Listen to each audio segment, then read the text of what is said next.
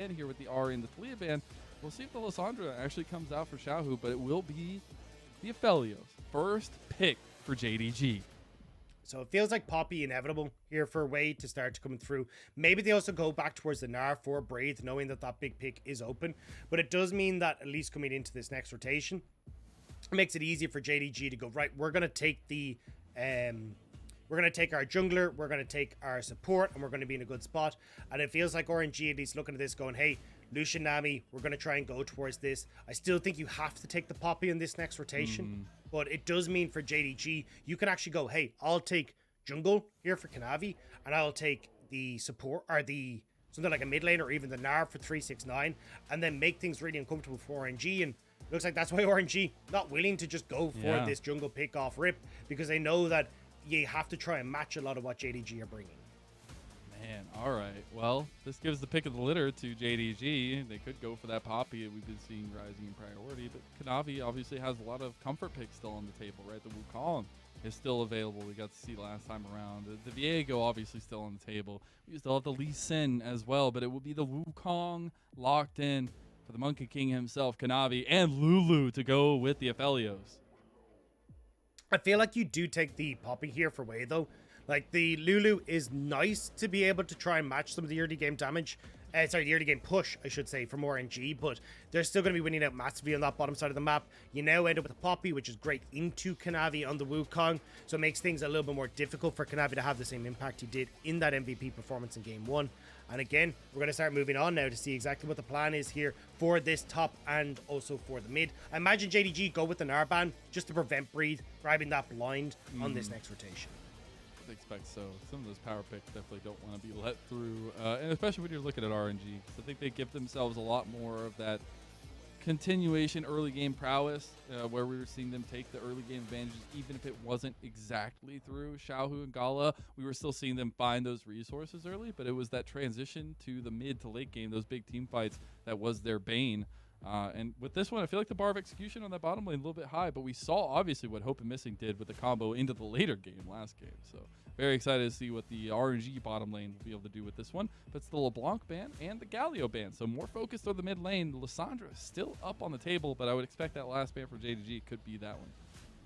I think JDG are imagining, hey, look, if Lissandra tries to go in, we have in the Whimsy to try and prevent a lot of that follow-up very, very quickly, and maybe we can deal with the Lissandra.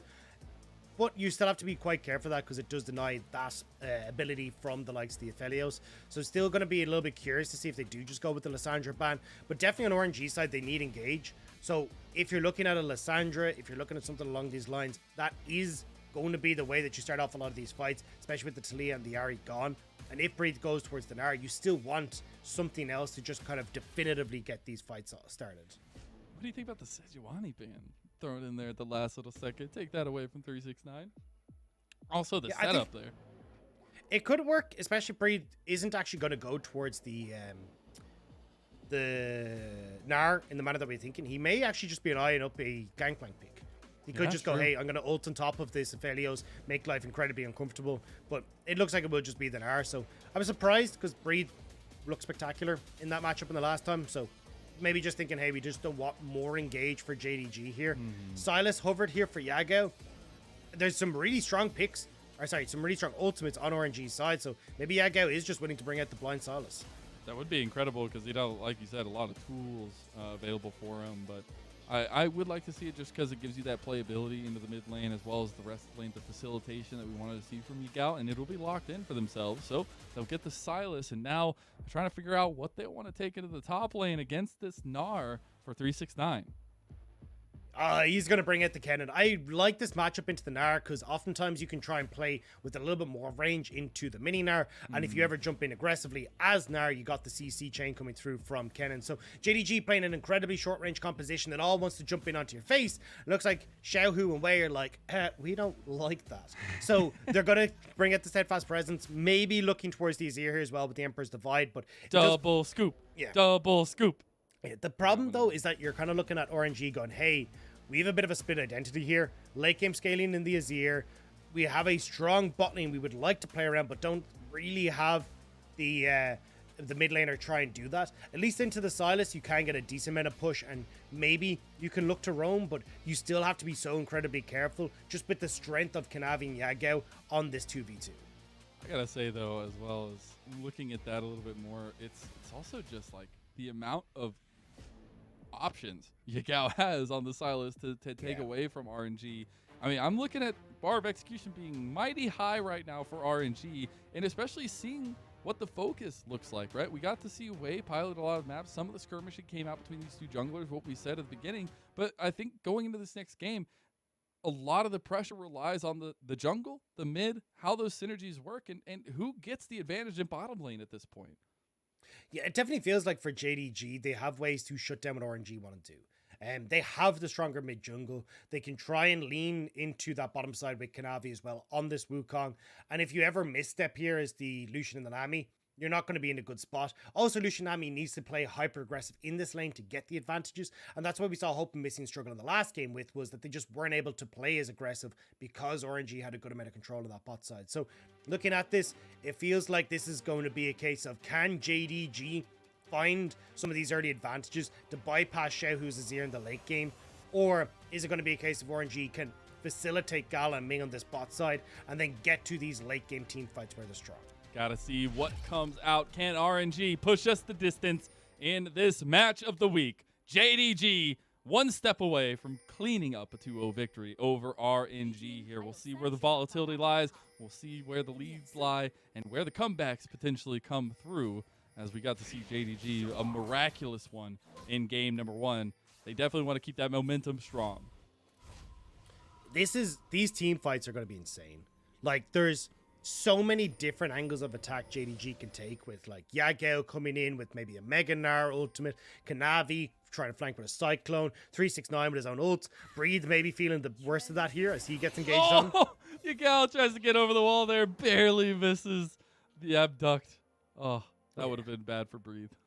But I think it gives a good example of what can happen, right? You have 369 comes in from one direction, Yagao another, Kanavi another. You've got like Ming, who's got to try and prevent one angle, Xiaohu to prevent another, Wei to try and get another. Like, there are so many moving parts in this fight that one mistake, one slip in the cracks can break open that team fight in either direction. Especially when we saw how crazy the team fights were in the last game, I'm all for it. Yeah, absolutely. Especially with the Kennen matchup on the top side. I definitely want to keep a side eye on that one. But as you said, it's all about the bottom at this point. And Kanavi going for a level 2 potentially here against Gala and Ming. Would be an interesting choice here. Might put him behind, but they could also get a big advantage for Hope and Missing. They're going to go for it on Gala. They will get a little bit of damage, the exhaust and the flash used. So a lot of summoner spells there. I don't know if they needed to use both of them, Dagda. I mean, they were going to take a heap of damage, and I think protecting your health bar is incredibly important here as Gala, because you know that you're going to be under a lot of harass here from Hope and Missing, and you need to be able to try and keep pushing this wave forward. Wei, though, now going to come over the wall. Smite is available for both junglers here, and Azir has pushed in mid. Kanavi has to back off this blue buff a little bit more. He's trying to get the range on it here, but Kanavi does get the blue buff stolen. And that's huge to turn around the fight as well. Ming rather has to come from the lane just to get a heal on the way, but Missing right here to back up his jungler, and this is what we could see some of last game as well. Yeah, the level advantage in the bot side helping JDG. The push in mid, though, means that Kanavi will actually just back away, fearful that the Azir is going to come across, so won't be able to steal away the Gromp, but definitely interrupting Wei, slowing him down, as both junglers are still going to be level 2 for the moment. This is already starting off with JDG trying to abuse this bot side of the map and making sure Gala and Ming can't be comfortable with the Lucian Nami matchup. I want to talk about this mid lane a little bit here, Dagda, because we're getting a different shade of Xiaohu in this one than we did in game number 1. Where in game 1, absolutely the utility facilitator in the mid lane. This time he's taking a little bit more onus for the carry on himself. We're seeing this push of mid lane is keeping priority for RNG, making it easier to go into these skirmishes here as Wei and Kanavi will go at it. Kanavi, I don't know why you chose to take this fight as Xiaohu tries to go over the wall. Kanavi in some trouble here, though. Kanavi goes down to first blood. That'll be Wei on the board. Yagao will soon join him as well. Xiaohu can't get over the wall just yet, though. Okay, so it'll just be first blood to RNG. In the words of Tyler 1, you have no mana! Yagao's going for the fight, and he's got nothing left in the tank. So even though Kanavi's trying to find these engages, because Yagao has been trying so desperately to keep that mid wave from crashing against Xiaohu, he doesn't have any of the tools available to try and bring back this fight. And that's just massive mistakes from Kanavi, giving the kill over towards Wei and getting him back into this jungle matchup. And that just means the Poppy, we've seen it so many times before, is just so controlling when it comes to the jungle matchup, and now they can go bottom lane as well. We'll spot out that ward there, clear that. Actually, won't clear that one out. It was trying to potentially wrap around towards bottom lane. We'll get the back off there, though. But that Poppy unlocking is so huge, and kind of what we saw trying to be in game number one when you know, a little bit of a lead early on meant a lot. And I was about to go back to the point you were talking about, Mazel, which was like that mid lane matchup, right? Where, ooh, actually Xiaohu will get copied, he'll be fine. Kind of talking about how Xiaohu on this Azir is a very different take for them, because he's only got a 20% win rate on this champion, because RNG need him to be a facilitator, but he's not going to be right now. A lot of CC here as well. Xiaohu bites the dust. I mean, just great play from JDG to abuse the 2v2. This is why I was about to say, like, you don't actually get to see Xiaohu doing well in this matchup because you can't support the 2v2. Is Wei gonna die? Yagao is just going ham right now, the mid lane. Oh my goodness. I love to see it. Yeah, cooldown's now about to come up. Chain Lash is the main ability that Yagao is maxing, so not going for the Kingslayer max. So a lot more poke, a lot more ability to try and land some of this long range damage, which will help him clearing out these waves and keeping Xiaohu honest. But great job thus far from JDG, abusing the strong mid jungle that we were talking about. Just unfortunate that they don't get it on that level 1. And now Yagao will be in a spot where he can try and follow up on a ton of these plays that JDG are trying to make, and Breathe about to feel that. He's in some trouble in top side as well. Kanavi not going to have a big advantage there by himself against Breathe, but they'll get the tower plates for 369, and no help coming for Breathe anytime soon. I mean, what do you even try and do here as Breathe, right? Like, you've got Poppy on towards the dragon, as you talked about. Yagao has already made sure that it's hard for Xiaohu to roam. Xiaohu now only roaming, but walks directly over a pink ward, and that means that JDG would just signal their retreat. So overall, JDG doing a good job thus far. And RNG, again, without that strong mid-jungle, the early game looks a hell of a lot worse.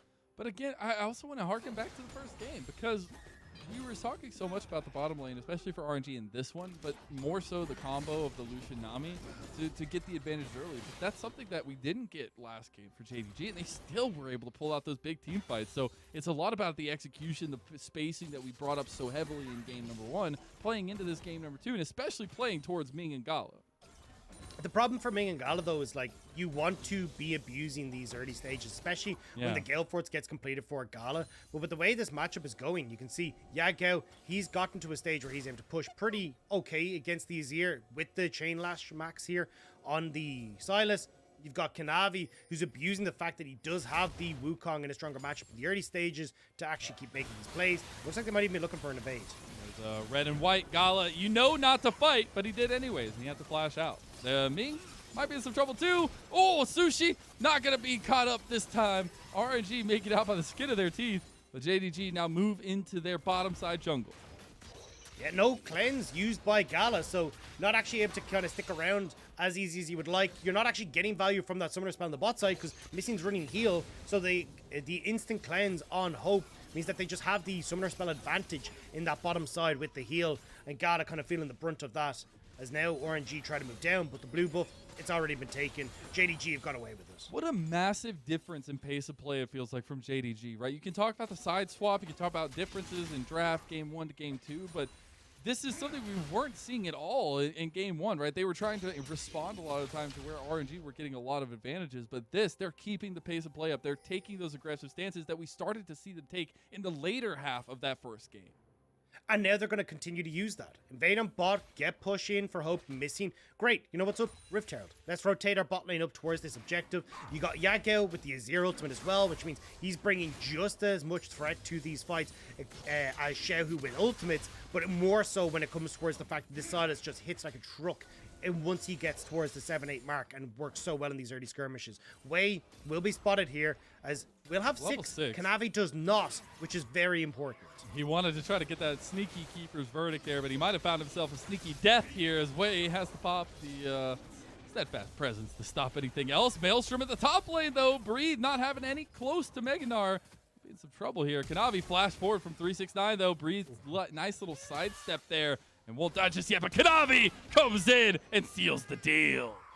A lot of damage, though, when Wei is in the area, so can he find the monkey? Oh, he's smited. He's got a lot of healing there, but the Cyclone not going to be enough just yet. Wait a second. Doesn't Kanavi get wins them this. back into it. Kanavi, can he find it? Kanavi! Solo for the king of the jungle! Dodges left, dodges right, hook, line, and sinker. Kanavi will find Wei, and now the instant placement of this Rift Tower to try and get the tower. It won't get the charge off before the TP hits, but Breathe will be left struggling with very low health on this top lane turret. JDG, they're running away with this early. Man, the struggle bus took a nice long stop in top lane and made sure to give Breathe some extra snacks there, because it is not looking good for RNG as parts of the map are just starting to crumble. Yagao delivered straight to Wei, who is waiting on the other side. Keeper's verdict from Yagao will knock him out of there, and a flash from Yagao gets him out of there. Good flash from Yagao to keep himself safe, but tried to bite up more than he could chew. Now, Xiaohu will have the push in mid, but relatively low on mana means it doesn't really feel like he can try and make any sort of play on the map, but we're going to catch the replay here. 369. Great job here to get on towards Breathe. Breathe trying to come down to help out, but Mini Gnar form for the longest of times means 369 is able to abuse it. Doesn't quite get the solo kill. Would have loved to land that Q, but Kanavi coming over the wall is fantastic. And now this is where Wukong's healing comes through. Red buff, the smite, the passive healing as well is so much, and just the fact that you have this level 6, this is literally the strongest point of the game for Wukong. Yeah. We can turn everything around, being able to dodge away from all these abilities with that Cyclone. And again, whoa, bot side, RNG at least strike back. They do. They get at least a kill onto Gala, which is huge. They lose their topside tower, though, and RNG putting all the eggs in bottom lane now. Missing, takes a lot of his health chunk there. Kanavi is here right around the corner, though. 2-level advantage for Kanavi right now.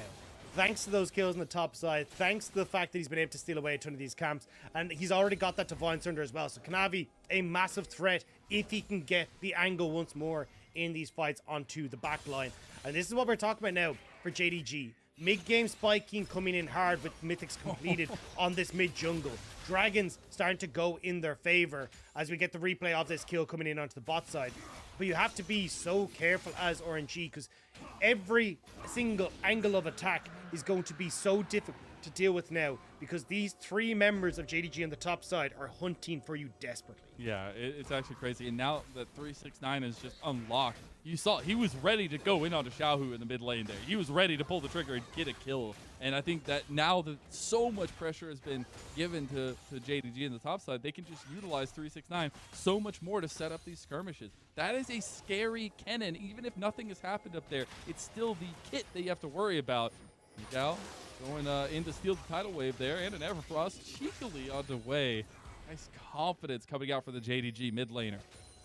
Won't be able to get the plate on mid though, and with only a minute and a half until those turret plates fall, it feels like they won't be able to, well, might be able to get over the next little bit of time, but certainly JDG won't be able to try and abuse any more of these lanes to get much more gold in their favor. But I mean, they're pretty happy with the way things have gone. Having this 3k gold lead for themselves, or 2k gold lead for themselves, being able to get control over river, look for skirmishes. Bot lane is going great for them. Like, they're in a spot where they can, well, maybe actually look to continue punishing on this bottom side. But I love how we're seeing Kanavi and Yagao link up so well together and keeping RNG in check. They're trying to collapse on a breathe here now, though, as well as Kanavi's just running around the map. Oh, bottom lane, Gala going in. There's the Gale Force. Hope heals up so much from that Severa Moonlight Vigil. He has to flash away, though. Gala trying to chase down, missing now. The exhaust comes down from Ming. They might be able to get this Lulu, but the flash comes out. And RNG try their darndest to get that bottom lane push, but they don't get it. Wei wants to make good on their early efforts, but he's all by himself, and it's a 1v2 still. Have to back away. That's the Gale Force diff we were talking about earlier, though. As second Gala has that completed, they can abuse the bot side. Yagao now wants to catch Wei overextended. Stand too long. The tidal wave comes through, and Wei, you're caught out here. The app's got him ducked, but the nice steadfast presence back. Xiaohu caught here on the transition by Kanavi, and that what ability just took Xiaohu down a quarter of his health. Hey, Divine Sunder on this Wukong is a hard one to deal with, as Xiaohu will just walk away. 369 getting control of the top side. This is JDG trying to abuse their leads across the board. And again, this is why it's become so hard for Gala and Ming to actually properly force themselves into the advantageous position on the bot side, because 369 is here. Or sorry, because Yagao and Kanavi are there consistently. As 369 looks to play Xiaohu. Just constantly wants to get Xiaohu. Oh my god. Yeah. He was looking for that one earlier. Didn't find it. He's like, okay, this time I'm just going to at least get some damage onto Xiaohu. And I love the way 369 is playing this, right? He has pushing top. This is where you are looking at Breed trying to freeze the wave, but it does open up 369 to try and look for these quick plays in mid lane. Rift Tower is going to be up in 20 seconds, so JDG looking to get control again over the mid lane. Breed will push out top side, try and get his Mega Gnar bar in check. But I don't even know how RNG are supposed to try and fight this. You do have the Gale Force and the Lucian, the culling up very soon. Maybe that's your win con for these fights. But when you've got so many different angles of attack coming through for JDG, so many spikes being hit by this team as well, I just don't know if you can contest. That's the hardest part. Yeah, it's just starting to get a little bit of a dark tunnel in the distance. But 369 nicely dodging out of Breeze's engagement there. Seeing the massive gold difference in the top lane, but massive gold difference pretty much in the top side of the map for JDG, looking at Kanavi and 369. But want to harken back to game one again, right? We've done it a lot. This is kind of the setup RNG were in last game. They had the advantage through the top and jungle. So we're able to do it a little bit different this time around with JDG's execution. Yeah, it was so dark in the map on that top side for RNG. They will just back away. JDG. Wei trying to find it onto Hope. Missing in trouble here, though. Tidal Wave goes out. Yagao has the Emperor's Divide there. Breed not having Mega Gnar. 369 wanted to find him, but doesn't find him indeed. And RNG just tried to push out that mid lane and move into JDG here. Missing, taking the culling. Emperor's Divide back, and RNG have found it. They get a quick double kill. Great pick for RNG, especially just ahead of the dragon as well. Means that they should be able to get this mid lane turret. 369 had started to move back towards the top side, and Xiaohu just clips the JDG bot lane as they're looking for the retreat. That could be a bit of an answer now for RNG to get control back in this game. We're going to take down the tower here. Everfrost connects there, and Cyclone back. Kanavi's trying to find the back line. He's all by himself, though. I don't know if that's what you want to do. Yagao tries to use the Emperor's Divide, doesn't find it. 369, flash again. He'll get one. He's trying to find Ming, but can't get him. Now Xiaohu's on to him, and Breathe has TP'd into the fight. JDG have found themselves duped and dusted again. And they keep throwing members at this fight, trying to see if they can fix it, but RNG have the advantage. Breathe. They're just dead. Hey, classic JDG fashion. They're bringing us the 3 games, it seems like, and RNG are capitalizing. I mean, they get to turn back towards the dragon. Several kills now going over to RNG means that the gold is equaled up beautifully. And just like that, JDG, 1 or 2 mistakes bring RNG back into it. Big mistakes, too. Not mistakes you would want to see JDG make in these situations, but it's great capitalization from RNG. Again, we go back to the conversation of you cannot let these small mistakes be your downfall against top teams, and against RNG, they will capitalize on it. And it was a really nice pick from RNG to start things off. Catching Hope, catching Missing, 369 is starting to move back top, and Kanavi can't really look for the engage. But then Yagao getting caught here by the bubble, and also then with the steadfast presence. Kanavi going way too deep, trying to save his mid laner as well. And then 369, yes, you get one back, but great bubble for Ming here. Means that you don't actually get the kill on towards the Nami, so you get 1 kill here for JDG after losing again now 369 on the back of this, and even more as Breathe continues to follow up on the play. And that second dragon will help RNG secure some late game win conditions here, as we have a Mountain Soul on the Rift. JDG, though, have found a propensity to take some of these fights, though, and especially utilizing 369 in the right situation could mean the difference in these fights back and forth. But so far, RNG have been able to navigate them very well, and you get another tower taken down by RNG at the side lane for Breathe, and the item completions keep on rolling. it looks like JDG, at least for the moment, are trying to use the fact Yagao has the advantage in a 1v1 in the side lane against Xiaohu to try and force in these waves, maybe look for moments to continue getting vision down, look for numbers advantages, and it looks like Kanavi trying to see if he can use that now that Yagao has pushed in top and rotate all the way down to create this numbered advantage on bot side with no TP for Xiaohu. So for RNG, they will have to back away from this tower. 5 members. Oh my god. You just saw missing there walking around, but little, there's 4 other sharks right around the corner. There will be the tower taken down though. So JDG even that up, Breeze. Trying to stop a little bit of shenanigans there as RNG are now collapsing around JDG, who have seemingly stayed too long. I don't understand how you go back for this fight after you've already completed the back for another member of the team. They're trying to get the tidal wave out. They don't even get Breathe. And now 369, he doesn't have anything but the slicing maelstrom. Hope on the other side can't get the Gale Force. And now 369 goes forward, but he's taken out by the culling of Gala. It's a disaster for JDG. They reset on the ward, which means RNG realize they have the advantage. Rift Tower needs to be popped now by Kanavi to try and salvage the play and salvage some value from this Rift Tower. But you can see they wanted to use it mid. They wanted to reset, get to mid lane, but RNG's ward the MVP in that play.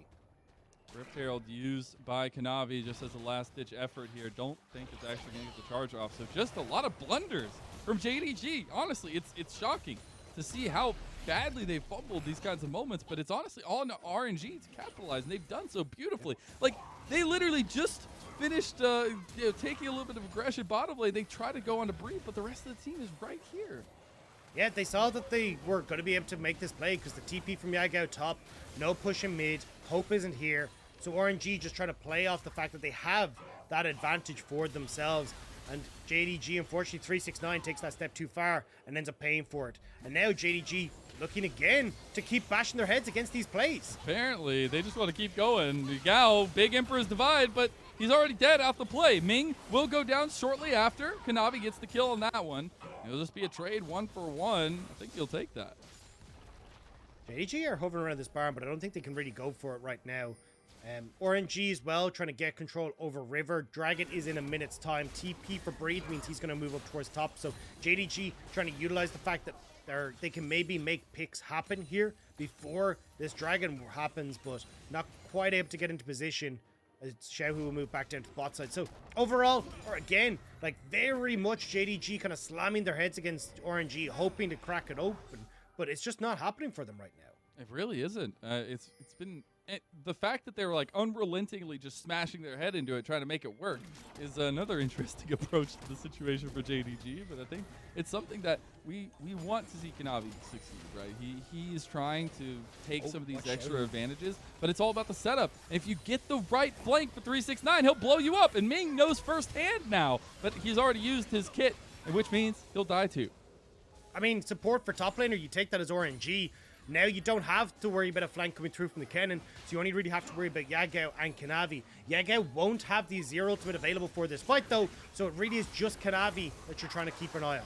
It's like extra aggression from JDG that's just coming out of nowhere. Big Infernum, but they're just getting taken out one by one. Like, this is a catastrophe for JDG. They just keep taking fights that they seemingly don't need to take, and then they get taken out by RNG. This will be third Dragon for them as well. Yeah. I mean, it's the whole point now for RNG, and this is just bizarre from JDG. I mean, the second we praised them, saying, hey, look, they've turned over a new leaf. They can play from behind. They can play it smart. It's just been very sloppy from this JDG lineup. You have Hope, who's still sitting on, not even sitting on a second item, so he needs time to scale up.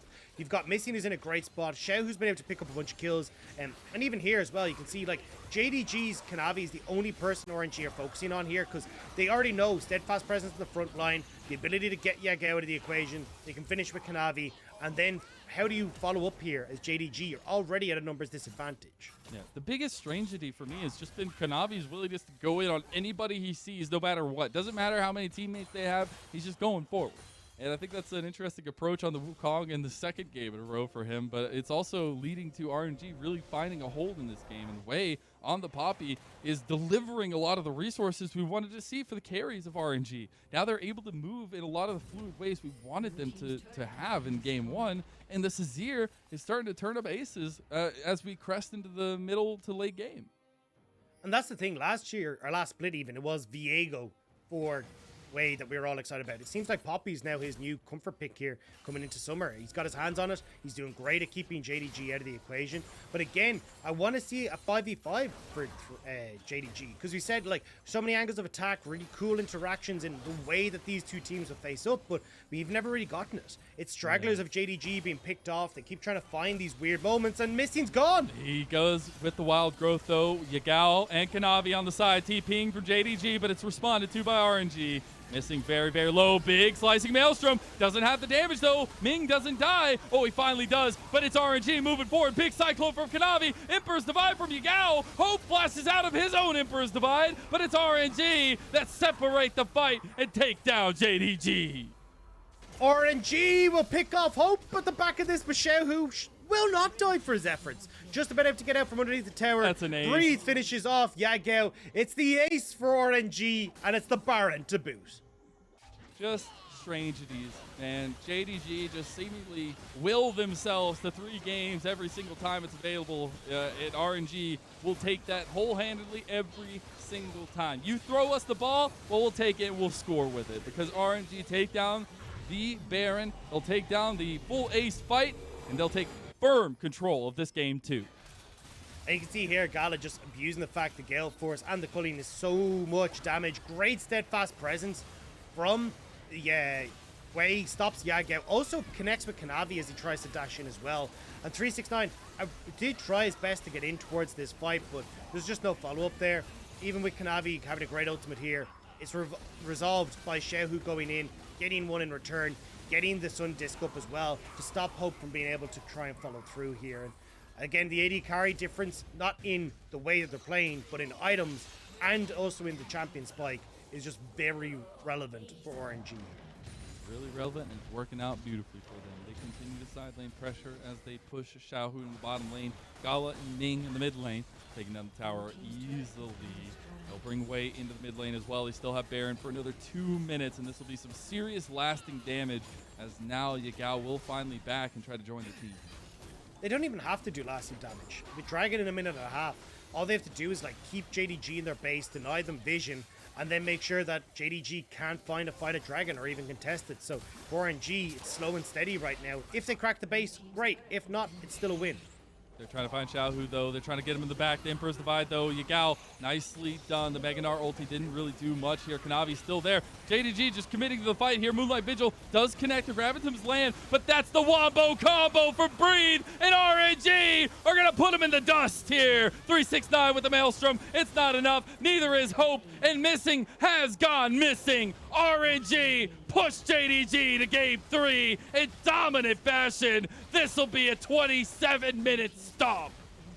So many mistakes from JDG, and RNG will scoop them up with happy hands. Game 3 on the cards in our match of the week. RNG have not beaten a top team. JDG have not lost to one, and this is going to be the decider. It all comes down to one final game between these two teams. Pride on the line, top of the table on the line for JDG, but that pride for RNG, as you said, not being able to take down the likes of Top Esports, V5, but if they could nail home a victory against JDG, that is a huge boon for themselves. And honestly, JDG, maybe they'll start questioning that 3-game theory they have or whatever it is, because, man, the stark difference we see in some of these games from JDG is just night and day. It's like they put blinders on or something. Yagao said it was because they like to have extra practice. I think it's good to have extra practice against maybe teams like Rare Atom, like LGD. You know, maybe try and figure out some funky stuff there. Teams like RNG, you probably don't want to go to 3 games because they are a terrifying team. And it looks like we'll have to see if JDG can try and keep that team at bay coming into game number 3, because JDG actually started off this game well. Great play through the mid-jungle. Yagao and Kanavi look great with this Sylas and Wukong. Managing to find these early skirmishes, getting early dragons, invading into the enemy side, like keeping Wei in check. This was great. I will also then weird decision-making. Yeah, the decision-making is like questionable to say the least. I loved seeing Xiaohu on the Azir. I know the facilitation of the TF was big in game 1, but seeing the man actually be able to put some carry pants on from time to time. Those Emperor's Divide, still having the tools to do damage, but as well as the tools to facilitate and command. That is where the bread and butter is for RNG, and they come out with a big victory. Yeah, it's a double-edged sword, though, because as we say, like, Xiaohu didn't get control over the mid lane. It was what caused them issues. And look, True. mistakes from JDG meant that RNG could get back and Xiaohu looked great. But this is why I was very worried to see Xiaohu on the Azir. Like, it does not fit the way that RNG play this game. And if JDG had actually played this slow and steady and proper, this could have been a loss for RNG. As you can see with a 3,000 gold lead that had already been opened up for JDG. So, yes, it's nice to see Xiaohu having some opportunity to be a bit more proactive when it comes towards damage. But I still think you have to be very careful when you open up JDG to have that much control from the mid jungle. Also, just giving you a special shout out to Breathe. As you'll see a bunch of red on his bar because the guy popped off in this game. 16-0 at the Gnar. Huge KP, huge damage percentage. The Mega Gnar ultis in the end were what made the deciding factor for RNG. It felt like to really turn those big fights, get the damage layered out on top. And it all just culminated in a great victory for RNG and a startling blow for JDG.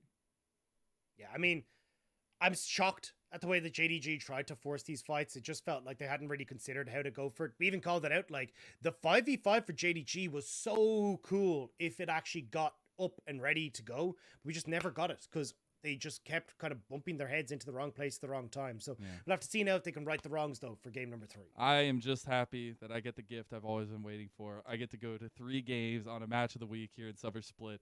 We'll see what happens. Can RNG take down their nightmares in JD?